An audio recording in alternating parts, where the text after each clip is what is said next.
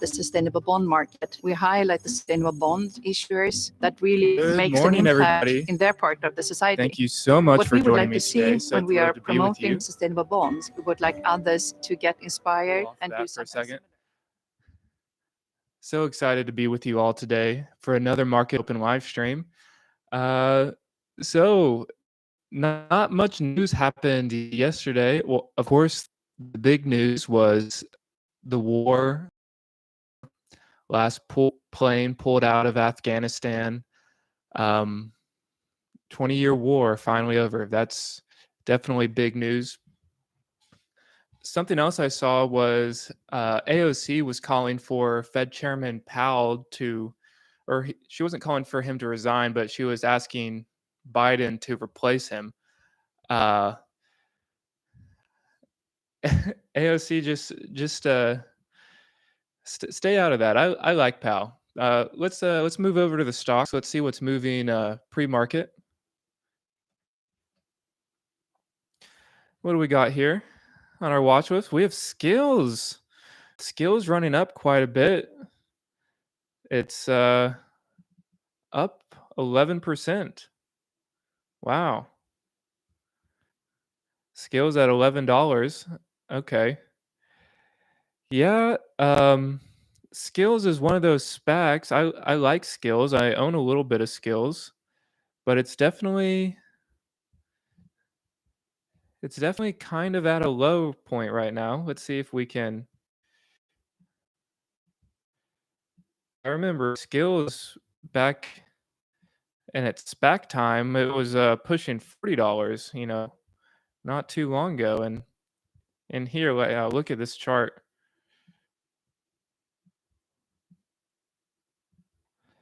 It's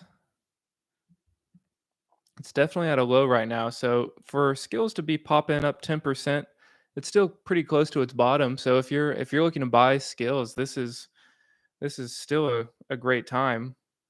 Wow. I mean, it's 50% off what it was in June 8th, and it's 80% off its all-time high. So if you're looking for Skills, this is definitely $11. Not a bad time to buy it. I mean, look at this. How high did it go? 46.30 back in February. And then it just has fallen, had a little bit of a bounce, but yeah, fallen all the way down. This is pretty much SPAC price. So this is a great deal for Skills if you're interested. What else do we have moving? Virgin Galactic up 9%. AMC has a nice little pop. Let's look at AMC. Trading at $43. Okay. Let's see the day chart. It's up a little bit. Let's go to the 5-minute chart for AMC.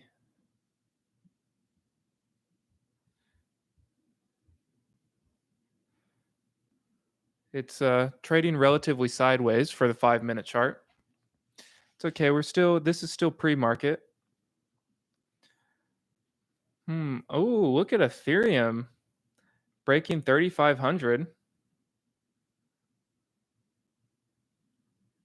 Wow. See, this hour chart on Ethereum has a huge buying. It's quite a bit above the 200-day moving average at this point and above the 50-day. The 200-day has it at 3,200. Wow. It was below it just a couple days ago. But it's had a good 10% run just this past week. Good for Ethereum. What's Bitcoin looking at like right now?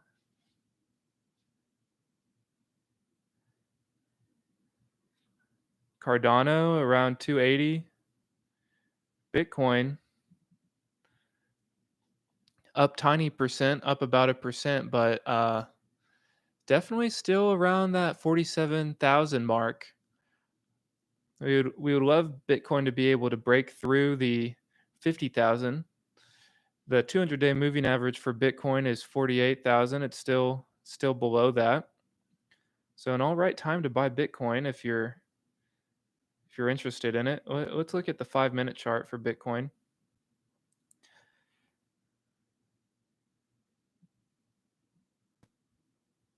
And here my lines just moved. So maybe it is a little bit above the 200-day moving average. Okay. Come on, candlestick, go up. We love those green candlesticks. Bitcoin doing well. What's our big loser? Of course, it's Zoom. I saw our lovely Kathy Wood just said she was buying the dip on Zoom. She bought another $56 million worth. See over at CNBC, they're talking about it. Let's see what they're saying. So, and that's the way ARK, will act. If they feel like they have a long-term disruptive company, wait for the market to swamp it a little bit, and then, raise your bet. Yeah, she definitely has conviction. That's certainly a characteristic of hers. Did you guys also see the news about this transparency Kathy Wood's ETF, bargain hunt by Zoom and Robinhood on the dip, just like we were saying. But something that ARK is calling How is transparency. Robinhood doing today? They're not going to include oil and gas. They're not going to include alcohol. And interesting thing, they are excluding banks as well, which you don't always see that kind of grouped in with the traditional sin stocks plus oil and gas, but kind of an interesting move there. I do think it's kind of here. Look at this Robinhood chart, this 5-minute ESG chart on specific. Robinhood. Look at that green candlestick. That must be off of the news Kathy Woods is buying. But yeah, Robinhood from 43 up a percent half to 44.32.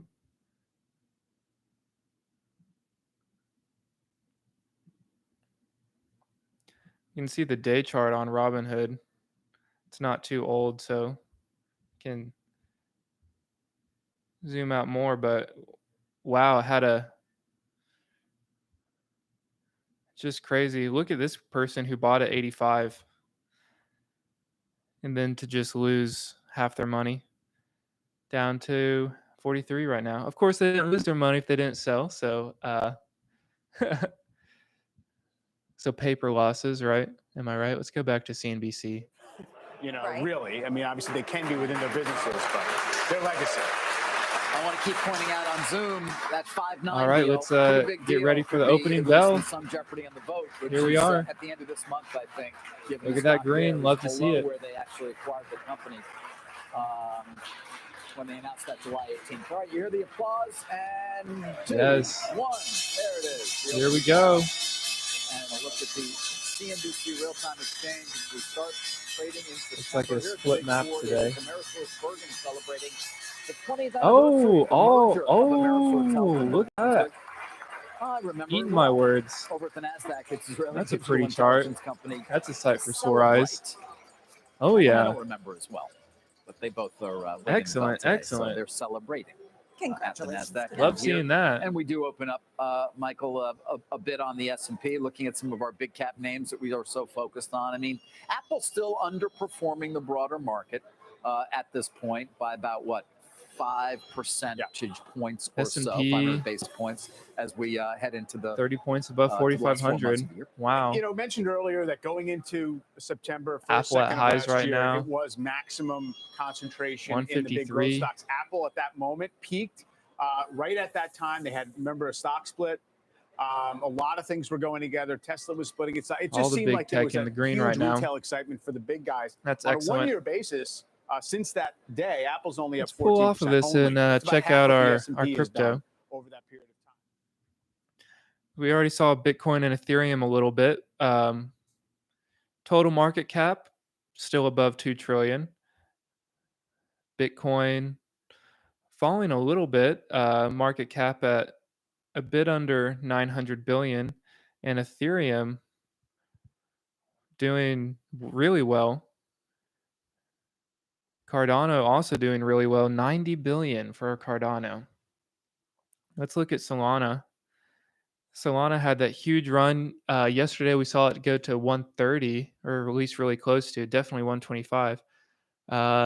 See it fell down a little bit, but still up 69% for the week. Wow. Wow, wow, wow.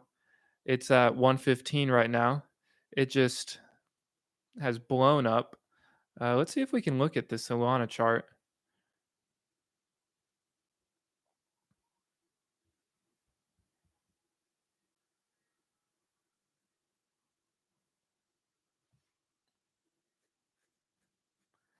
Wow.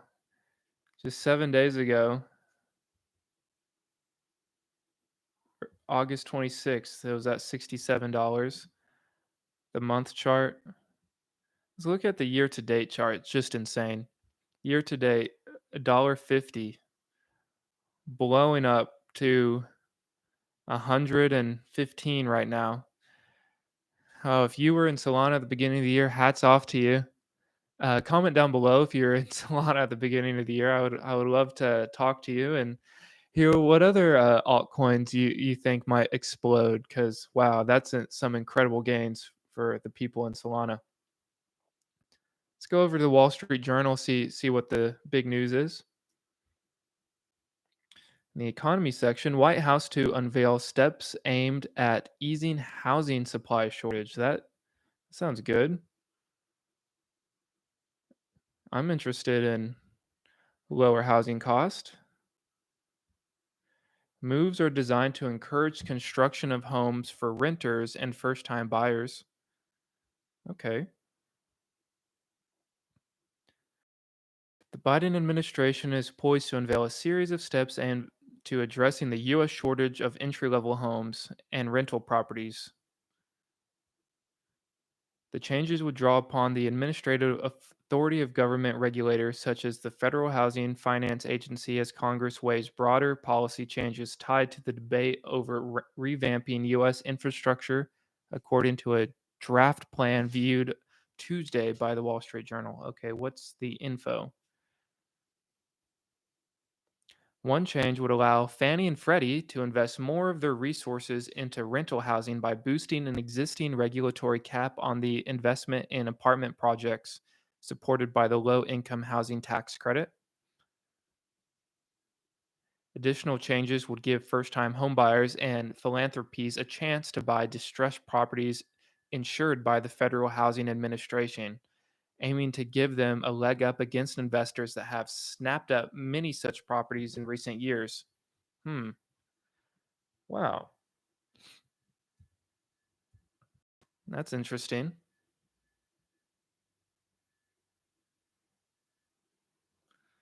Very interesting.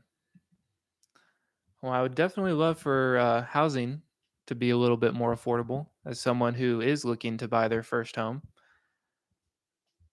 What other? That was Wall Street Journal Economy. What's the homepage have us?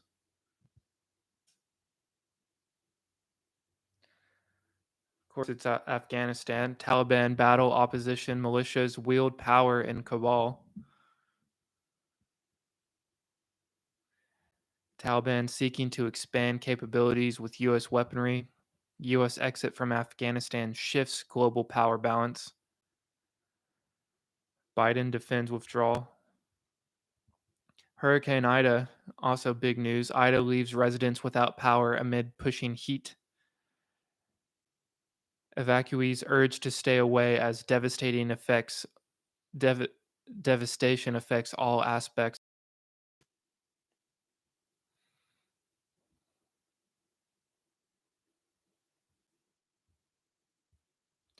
What's this? GameStop's S&P 500 return to GameStop's possible return to S&P 500 in hands of anonymous committee. Really? Wouldn't that be fun if GameStop got added to the S&P 500? That'd be interesting. GameStop up 1.5% is now 3 times as valuable as the smallest S&P 500 stocks, thanks to a sharp run-up in its shares in August. But will it be added to the S&P 500? Who knows? Entrance to the S&P 500 is a combination of both art and science, said Art Hogan, chief market strategist at National Securities Corp. Committee members have a few rules they follow when deciding to make changes to the S&P 500. Companies being added to the index must be highly liquid U.S. firms with a market capitalization of at least $13.1 billion. The index committee has the final say on index constituents, which helps explain why the S&P 500 includes 500 of the largest publicly traded U.S. companies, but not necessarily the 500 largest companies. Okay, it contains 500 of the largest, but not necessarily the 500 largest. Okay. At first glance, GameStop might be a contender. The video game retailer has been on a tear lately, as shares are up more than tenfold in this year. The S&P 500 dropped GameStop from the index in 2016 in August. Wow, I didn't even know it used to be in it.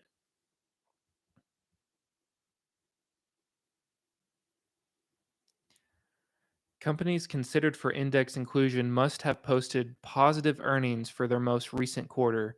The sum of their past 4 quarters' earnings must also be positive. Yeah, I remember right before Tesla got included, that was part of its issues was a positive earnings report. But once it got its fourth one, it was added very quickly after. Let's hop back over to CNBC, see what they're saying. Of course, which has been And something we've been now, following. here is the host of the Faber Report, David Faber. David Faber. Thank you, Johnny Gilbert. Always appreciate that. It is, a lot more going on there. Yesterday, we heard from the Surface Transportation Board, of course, ruling on this very important potential component of CNI, of Canadian National's ability to acquire Kansas City Southern, which it is in a deal to acquire as of still this moment. But the STB ruling was, it was a no-doubter. Unanimous, and they were basically like, no way. No way. We don't see this as something that is in the public interest at this point, and they ruled against it. We got a little language from them that we can share at this point with you. They All right, simply let's say pull the off that. proposed Let's use of a check out voting the trust COVID stats would right not be now. So yesterday, I guess Tuesday, we can see our trend. It's flattening. It's staying consistent. We have the low weekend, high Monday, and then Tuesday, Wednesday, Thursday, and Friday are more steady. We see a line of the curve. That's great. Still not great that this exists. Our 7 days at 160. Still a slow increase, but it is a leveling of the curve. Let's look at the all-time graph. What do we see? Okay. We see how it fell sharply, but then it started to increase pretty heavily at the end of June or July and August. But it looks like it's flattening, so that's definitely good. Definitely good. Okay. Let's go over to CNBC, see what the news they might have for us. Restrictive Texas abortion laws takes effect in Supreme Court. Okay. COVID vaccine remains stunningly effective even as Delta concerns grow. Stunningly effective COVID vaccine. Okay. Amazon CEO reveals 55,000 tech jobs in his first hiring push. That's good news. Amazon is planning to hire 55,000 people for corporate and technology roles globally in the coming months. Andy Jassy told Reuters. That's equal to more than a third of Google's headcount as of June 30th. Wow, Amazon is really making a big tech push.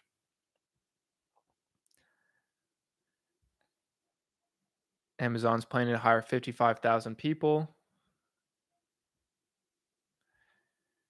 This is what he said in his first press interview since he ascended to Amazon's top CEO position. Okay. big hiring moves for Amazon. We saw Kathy Wood buys 56 million of Zoom and Robinhood. Weekly mortgage refinance demand drops as interest rates fall. Okay. Biden will place U.S. support for Ukraine front and center during Zelensky visit. As new signs of climate change emerge, here's how you can invest. Okay.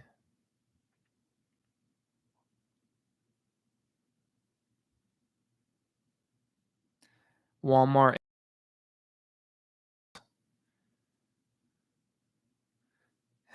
Here's something we definitely have to click on. The original Doge meme is sold as an NFT for $4 million. Now you can own a piece of it for less than $1. Wow, the Doge meme is now an NFT, and now the NFT is being sold at the price of Doge.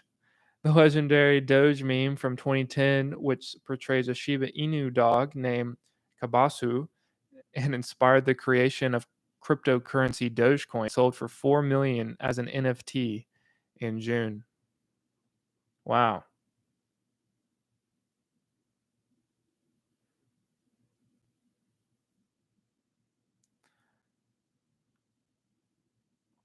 Through a platform called fractional.art, Pulsar DAO has fractionalized the NFT, and as a result, the NFT is represented by billions of ERC-20 tokens, which are standard for creating and issuing smart contracts on the Ethereum blockchain.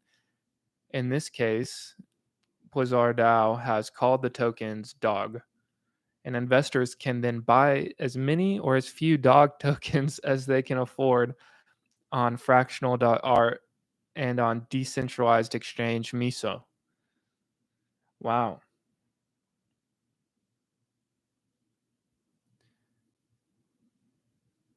Dog holders will also be able to participate in future decision making surrounding the NFT. For example, dog holders will vote before the NFT is sold in the future, as James Johnson, Chief Pleasing Officer of Pleaser DAO, wrote.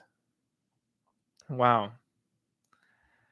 Fractionalizing an NFT, that's very interesting. Makes sense with this Doge one, but I'm not. I am a bit concerned how that works with who has ownership of it.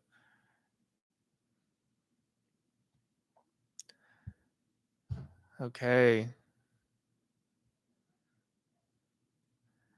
Let's head over to Decrypt, see if there's any crypto news worth looking into.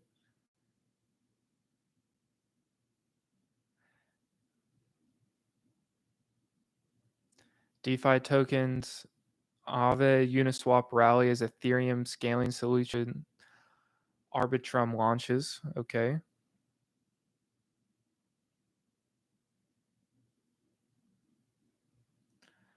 Yeah, no, don't really see anything here. I don't think this is the best spot to get the type of news I'm looking for.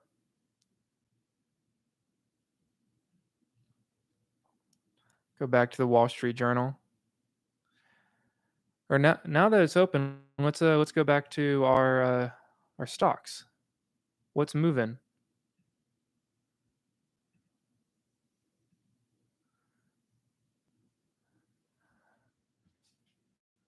Okay, American Airlines down a little bit. Cardano 282, holding where we last saw it. Affirm, it's below that $100 mark at $95. Still way up from 65 before its Amazon deal announcement. Amazon doing well today at 3,500. ARK at 123 today.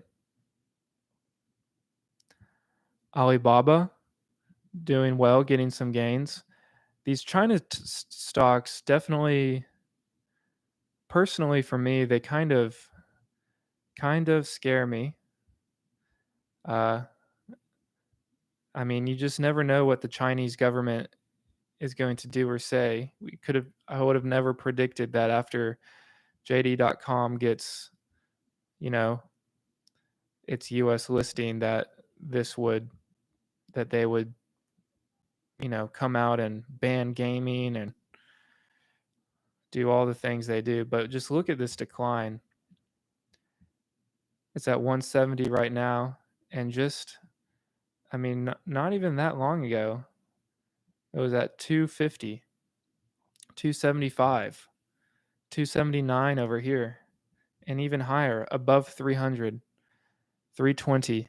So it's fallen 50% from its highs. So if you're not afraid of holding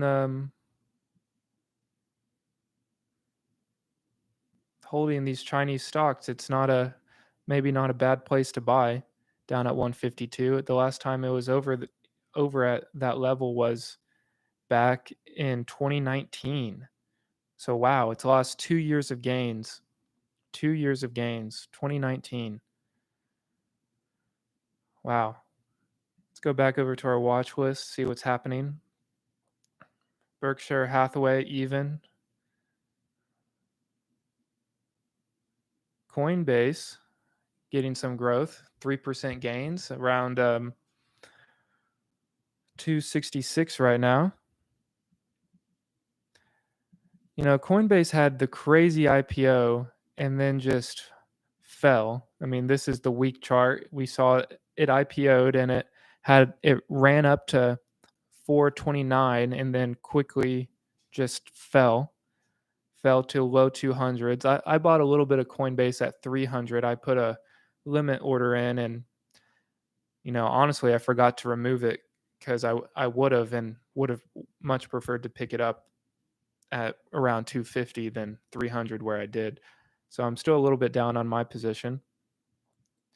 But Coinbase day chart, it's definitely held pretty even around this. I know Coinbase is one of Cathie Wood's top 5 positions in her ARK-K, her main innovation fund. So she definitely believes in it. CRISPR Therapeutics, DD, it's up. Another Chinese stock up 3%. Love Disney. DraftKings, more gambling stock. It's not as up as Skills.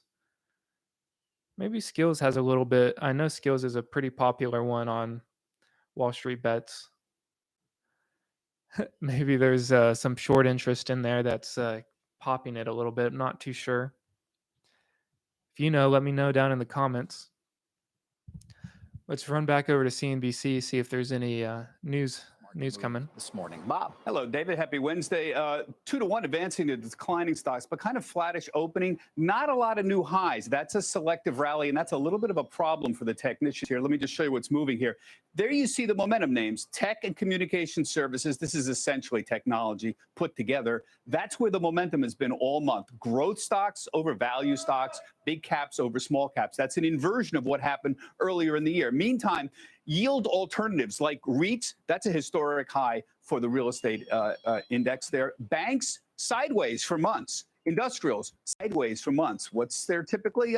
They're cyclicals. So you see that inversion. Growth, cyclicals tend to be value stocks. So there you see the inversion that we've been seeing here. In terms of why the market's at new highs, people act like they're baffled why, but the 3 things that matter to the stock market, I keep emphasizing over and over again: earnings, profit margin, and interest rates. And they've all colluded to sort of a perfect storm here. Earnings are not only at a record, but the estimates for the 3rd and 4th quarter are still rising. That's the most important thing. Profit margins north of 13%. That's a historic record. It's been 9 to 11% for many, many years.